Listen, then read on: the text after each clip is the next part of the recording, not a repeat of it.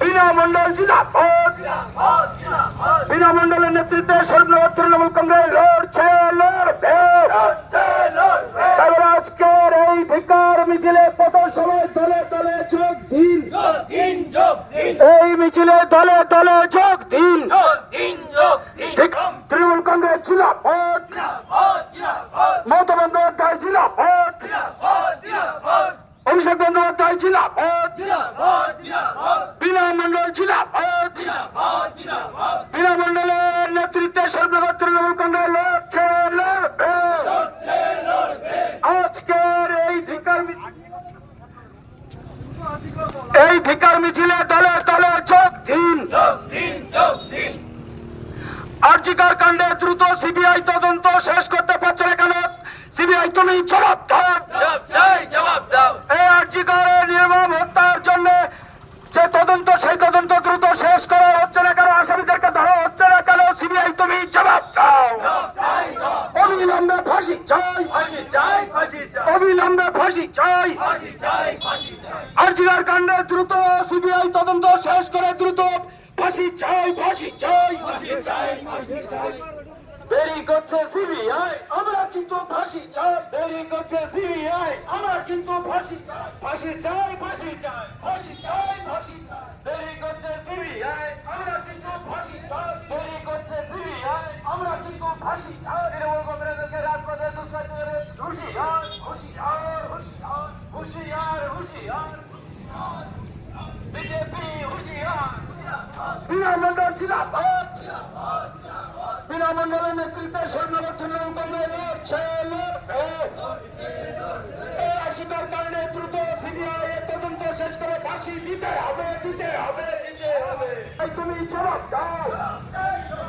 আমরা কিন্তু ফাঁসি, ফাঁসি চাই, ফাঁসি চাই। দেরি করছে সিবিআই, আমরা কিন্তু ফাঁসি চাই। দেরি করছে সিবিআই, আমরা কিন্তু ফাঁসি চাই। দাঁড়ান, দাঁড়ান, দাঁড়িয়ে যান।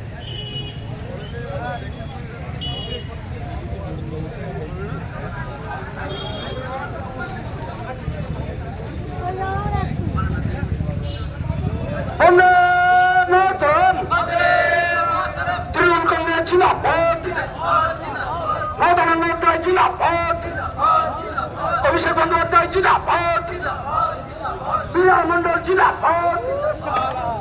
বিনা মন্ডলের নেতৃত্বে তৃণমূল কংগ্রেস লড়ছে, লড়বে।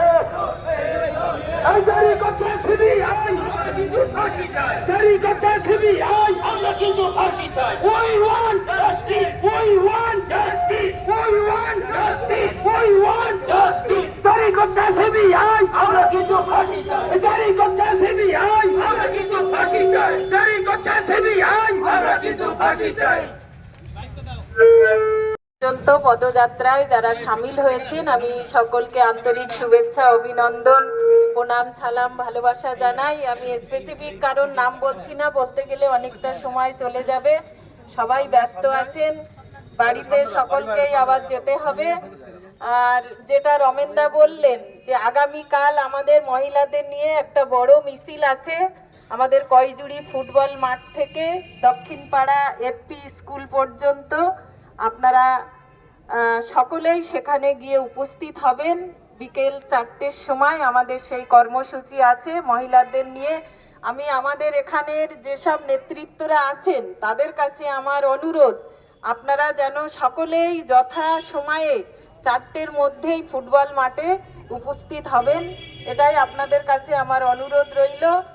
আর যেটা নিয়ে আমরা আজকের এই মিছিল করলাম, আপনারা জানেন যে এর আগে আমরা মিছিল করেছি এবং ধর্ণা মঞ্চ করেছি। ধর্ণায় আমরা আমাদের যেটা ছিল সগুনা অঞ্চলে ছিল আমাদের পশ্চিম ব্লকে, আর আমাদের ছিল দত্তপাড়ায় অলরেডি আমরা করেছি, এবং চারঘাটেও আমরা বড় আকারে একটা মিছিল করেছি, প্রতিবাদ মিছিল। আজকের আমরা এখানে সকলে সম্মিলিত হয়েছি আমাদের কলেজ মোড় থেকে বিএলআরও অফিস পর্যন্ত বড় আকারের একটা মিছিল আমরা করেছি।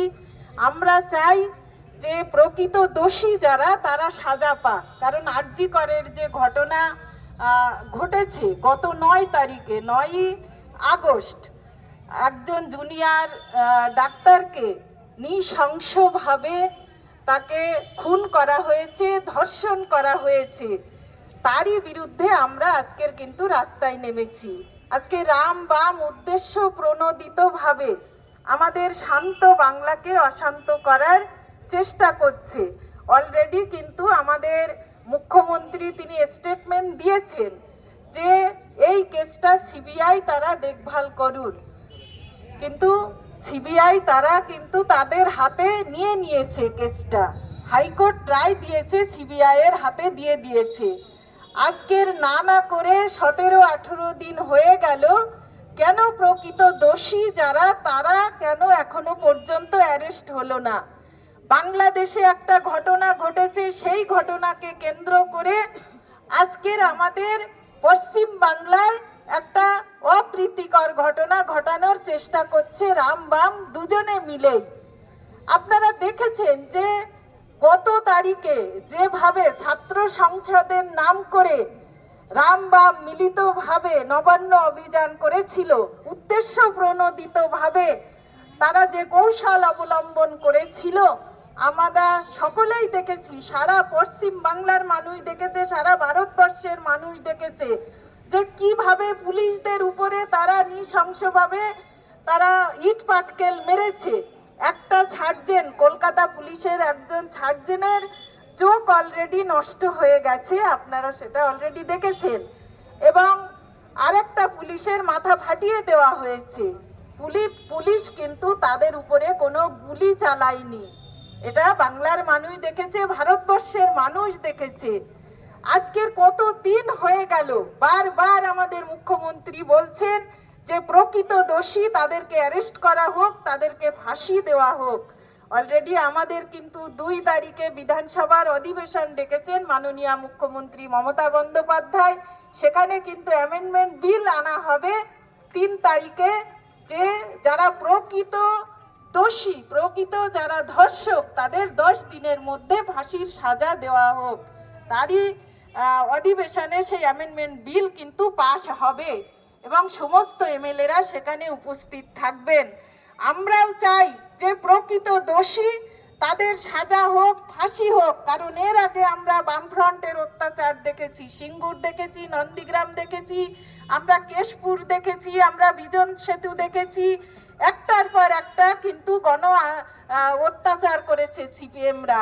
আমরা বিজেপির অত্যাচার দেখছি, যে হাতরাসে মনীষা বাল্মীকিকে ধর্ষণ করে তাকে পুড়িয়ে দেওয়া হয়েছে, এবং মণিপুরে যেখানে বিজেপি শাসিত রাজ্য আছে, মণিপুরে মহিলাদের নগ্ন করে 100 জন মহিলাকে নগ্ন করে তাদেরকে প্যারোড করানো হয়েছে।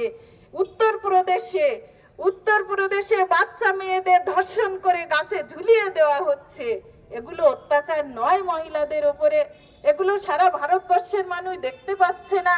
অলরেডি আমাদের মাননীয় মুখ্যমন্ত্রী মমতা বন্দ্যোপাধ্যায় তিনি তো বলেছেন যে প্রকৃত দোষী তাকে ধরা হোক, তাকে ফাঁসি দেওয়া হোক। কেন সিবিআই এখনো পর্যন্ত কাউকে অ্যারেস্ট করলো না? এখনো পর্যন্ত কেন কোনো কিছু ঘোষণা করলো না? এটাই আমাদের সিবিআই এর কাছে জিজ্ঞাস্য, যে সিবিআই কেন তুমি বিজেপির দ্বারা পরিচালিত হচ্ছ? বিজেপি যেটা বলছে সেটাই তুমি কেন করছো? আমরা এটাই আপনাদের কাছে, সিবিআই এর কাছে এটাই আমরা জিজ্ঞাসা করছি, এবং এর বিরুদ্ধেই কিন্তু আমরা আগামী কালও মহিলাদের নিয়ে একটা বড় আকারে মিছিল করব, এটাই আমাদের বলা। এবং মাননীয় মুখ্যমন্ত্রী মমতা বন্দ্যোপাধ্যায় কিন্তু অলরেডি বিল নিয়ে আসবে। সকলকে আমি আরেকবারও শুভেচ্ছা অভিনন্দন জানাই। আজকের আমাদের এই প্রোগ্রামে যারা পায়ে পা মেলালেন, আমি সকলকে ধন্যবাদ দিয়ে আমি শেষ করলাম। জয় হিন্দ, বন্দে মাতরম। তৃণমূল কংগ্রেস জিন্দাবাদ, মমতা বন্দ্যোপাধ্যায় জিন্দাবাদ, অভিষেক বন্দ্যোপাধ্যায় জিন্দাবাদ। কালকে 4টের সময় বলেছি তো, 4টের সময় কয়জুড়ি ফুটবল মাঠ থেকে আপনারা সকলেই উপস্থিত হবেন।